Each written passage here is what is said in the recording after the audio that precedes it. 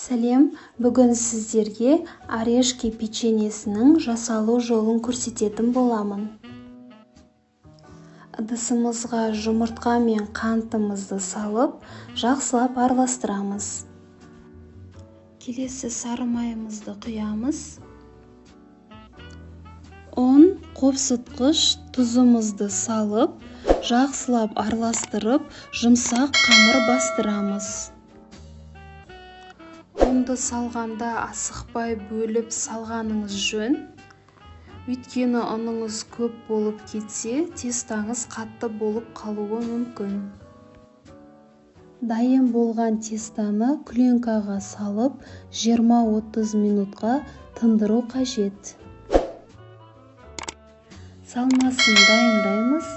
Вареная сгущенкаға ұсақталған жаңғақтың дәнегін салып, араластырамыз.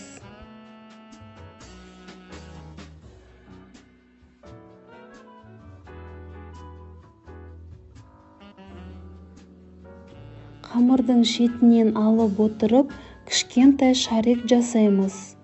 Егер сіз таразымен өлшесеңіз, шариктің көлемі 7 грамм болуы қажет. Арнайы орешки пісіретін форманы қыздырып, қызғаннан кейін кішкентай шариктерді салып пісіреміз.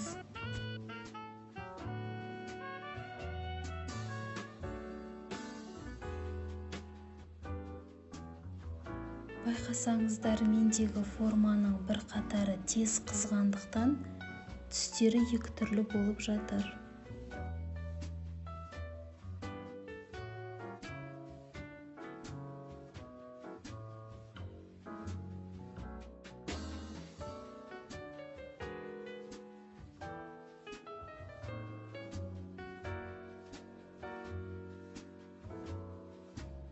Енді осы печеньенің екі жақ бетіне де салмасын толтырып салып отырып, біріктіріп шығамыз.